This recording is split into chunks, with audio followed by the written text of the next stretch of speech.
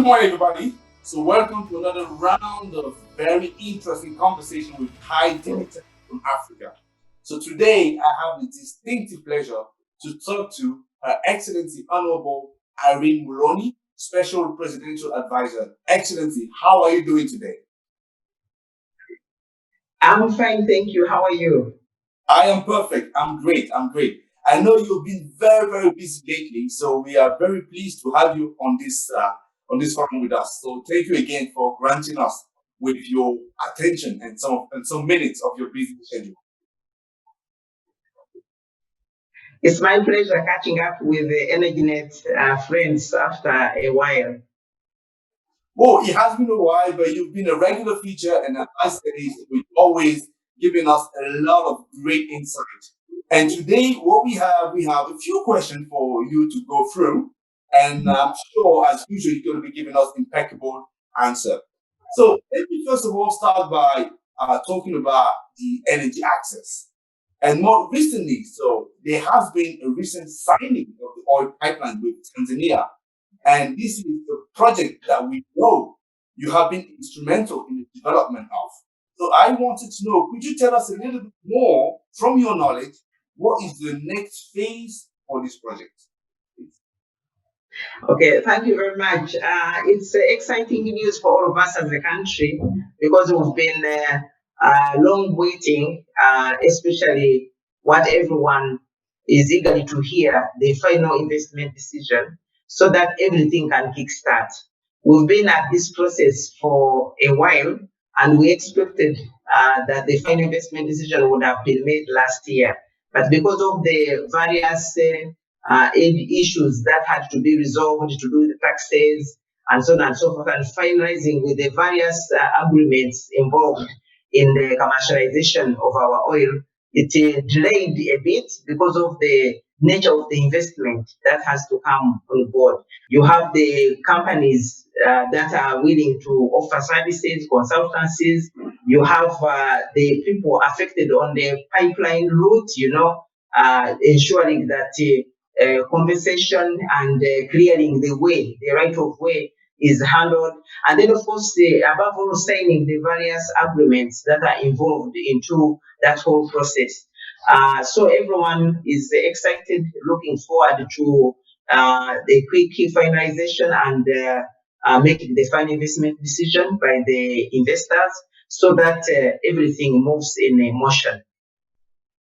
Excellent. Thank you for that. So you talk about a challenge already that you've highlighted. You talk about the financial challenge, and because everybody is waiting to see when the project is going to reach financial close. And if I'm correct, I believe the project would need to mobilize close to $3 billion. So if that's No, we are talking about $20 billion, because yes, because remember, for commercialization of our oil, you have upstream arrangements where the investors have to prepare for the pumping of the crude from the ground.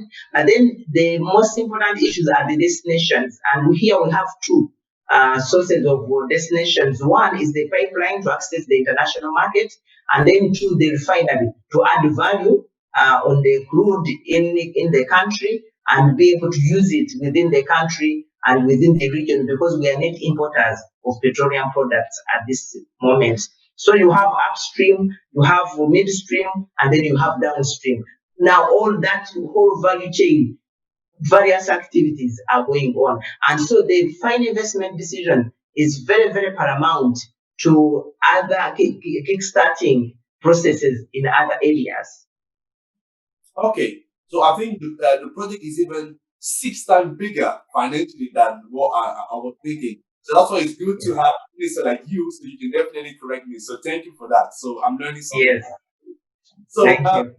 you talked about the financial decision that needs to happen hopefully soon. So I was wondering, can you please give us a bit of a understanding what are the biggest challenges in between that needs to be resolved to make sure that we reach the stage of completion? I think the hurdle that had held this process from coming to a conclusion was the issue of the farming down by Talo of their assets to these other two companies. And so that issue has now been resolved. The entire amount, because Talo had wanted to farm down 2/3 and leave a third by themselves, and they also participate in a pipeline. But now they've decided to farm down all of the assets 100% to Total alone instead of the two of them. So it has simplified issues, and so now the process of ensuring that the remaining agreements are signed, because a good number of agreements had been signed, but there were others that were pending the finalization of that issue. Now that it is finalized, so the various remaining agreements are going to be signed, and then the process, the FID should after take place. We are all optimistic and hopeful that it should happen before the year ends. So you've been in government for, I would say, some time. So is there any specific policy that the government has put in place to make sure that this knowledge transfer happen, especially to the youth of Uganda? Yeah, there is a lot. There is a lot, right from the policy up to the laws that have been amended and new laws that have come in place. Actually, this whole process, knowing that we are going into a new area, the development of the oil and gas policy set a very clear ground. We had even to bring on board new laws that would take care of the interests of the country, knowing that this is a new place, new area we are going into. We need to build capacity. So in all of the policies and the laws and the regulations that have been put in place, this is one of the areas that I want to thank our dear president, for his foresightedness, has ensured that we avoid the oil curse by ensuring that the people themselves are fully involved. They embrace it, they own it, they feel they are part of it, and they actually participate in it for sustainability, because this is a long-term investment. It's a long-term engagement. It's a long-term partnership with the investors. And then the investment is also heavy. So by the time the investors recoup their investment, you must have this partnership 25, 30 years going on in a sustainable manner. So the ground has really been laid very well. The institutions are now in place. The laws are in place. The regulations are in place. People are now building capacity technically, financially, and encouraging them to partner with those that have the technical and financial muscle, so that we can create that partnership for our people to participate and support the development process. So I wanted to understand what kind of an impact it would be for both Uganda, but also the broader region, economic growth for the coming decades. Because projects like that are something that will span on just a year. It's a generation. Tremendous benefits. First and foremost, this pipeline is going to be among the longest pipelines in the world, because it's going to be a heated pipeline, 1,445 kilometers long. So for putting that pipeline in place attracts investment. The project itself is about 3.5 billion US dollars. That is the money that is going to come into the region by constructing that pipeline. Now, there are people who are going to construct that pipeline. Now, our local people have been training so that in terms of opportunities for jobs, opportunities for supplies for the construction of that pipeline, they are involved. Consultancies, you expect that. And then, of course, once our people are participating in terms of the jobs that are available, in terms of the consultancies that are available, in terms of the money that is flowing into the region, and then coupled with the work that is going to take place when the product is being pumped through the pipeline over a period of time, all those are going to be inflows into our countries, Tanzania and Uganda, because it is a project that is traversing between our countries. But also there's provision in the neighboring countries who are also busy exploring for the oil potentials in their own countries. In the future, they can also join.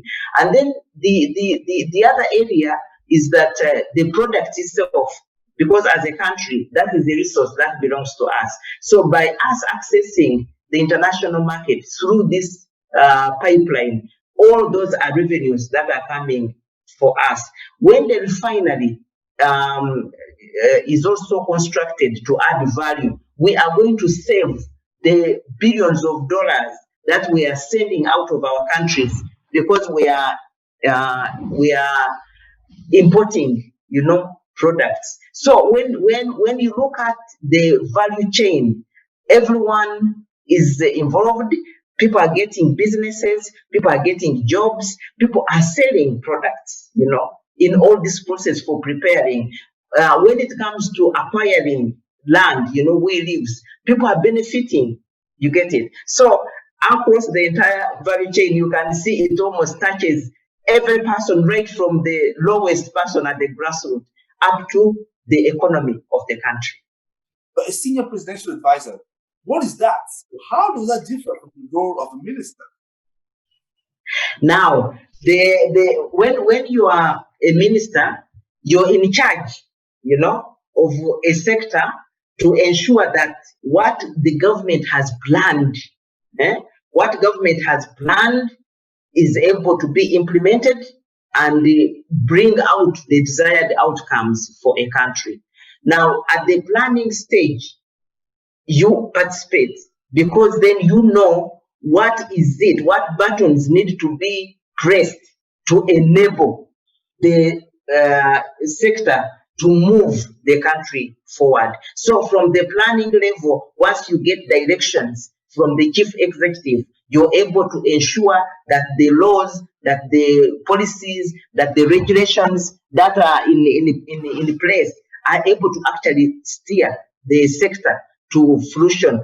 And in addition, the various projects and activities, that have been structured, facilitated, funded, and actually implemented. So you have to see as a head of that sector that really what government has planned is being implemented and the desired outcomes by government of Uganda are received. Now, when it comes to the role of a presidential advisor, the president appoints you on the understanding that you're the best placed person to advise him because you know the sector very well.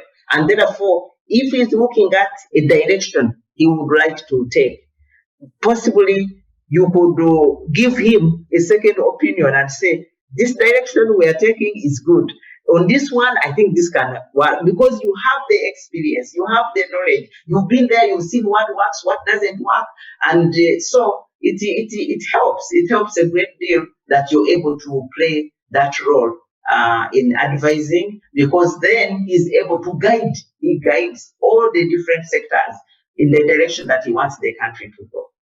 So let me come to my final question because, as I mentioned, I recognize you are extremely busy, and we are really fortunate to have you in fact. And as I mentioned, in addition to your government duty, right? So we know the country is going through a politically charged period next year coming, and we know that you've been campaigning vigorously across the country, Uganda. And then I wanted to know, if you had to sell your vision, what is your future aspiration for Uganda as a country? And let me add something even more. What is your future aspiration for the region and for the continent? Because we're talking. Okay. Yes, indeed. I say that it was a pleasure catching up with you in EnergyNet because most of the time I'm now up country.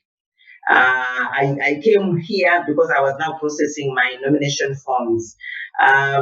You see, when you get to the level where we are, you have worked, you have served, but then back home where you come from, people look at you as a person who is best placed to represent them in a place which makes decisions that affect them. So in my home area where I come from, the people asked me to represent them in parliament. And so we started off with our primary elections for the ruling party, NRM, where I went on the ground and I was able to secure 92% of the vote, meaning that indeed they desire to see me in parliament. Now, I've brought my forms to be endorsed by the party that I'm going to be the flag bearer for the woman member of parliament for my district in Muloni. And so we are now preparing for the general elections. So next week we will be going for nominations for the parliamentary seat, and then we commence campaigns up to February 2021. That is when the voting will be done. And hopefully, I pray that God makes it happen again, that I am elected as the woman member of parliament for my area, so that I can represent my people. Now, when you get into parliament, that is where decisions, that's where laws are made which impact on people. And so if I can still be in that role where decisions are made, decisions that impact on people, and I'm part of the the area or the house that is making those decisions, I think it will be a pleasure for me. And definitely, when you look at the country as a whole, all of us want to lead a better life. We judge our development, we judge our efforts by the kind of life that the lowest person lives. And so, if you can be part of that team that contributes to bettering the livelihoods of our people, I think I will be happy and comfortable because I live with them. When they come to see me, I see the conditions they are in. When they come and we share ideas of how we can better their lives in the rural areas, how they can generate wealth for their homes, how they can take care of themselves, how they can care for their families and children, how they should support children to study so that they can also become very useful citizens. I think it satisfies and fulfills you as a person that you have made a contribution by working towards bettering the lives of people, and that you've made a difference in their lives. And by so doing, you contribute to the overall development of the country, the development of the economy, and the well-being of our people. And of course, supporting our president because he is our flag bearer for our party. So we have to make sure that where the constituencies where we are standing, we are able to fully vote him because we want him to continue heading this country because of the visionary leadership that we have seen in him. So that is what is keeping me busy. And tomorrow I should be arranging to get back to the countryside and prepare for the nominations. But it's really been great catching up with you people, and we will continue with technology. Everything is possible. So, Her Excellency Irene Muloni, presidential advisor of the president, I like to say it was a distinctive pleasure talking to you today. So I've been told it was definitely great to have a conversation with you. Your knowledge really was shining. So thank you very much and have a very fantastic day. Thank you. Thank you very much. It's been a pleasure chatting and catching up with all of you. Nice meeting you online, and thank you for the good conversation that we have had. And I look forward to participating in other conversations in the future. Thank you very much. God bless everyone. Thank you. Appreciate that. And bye.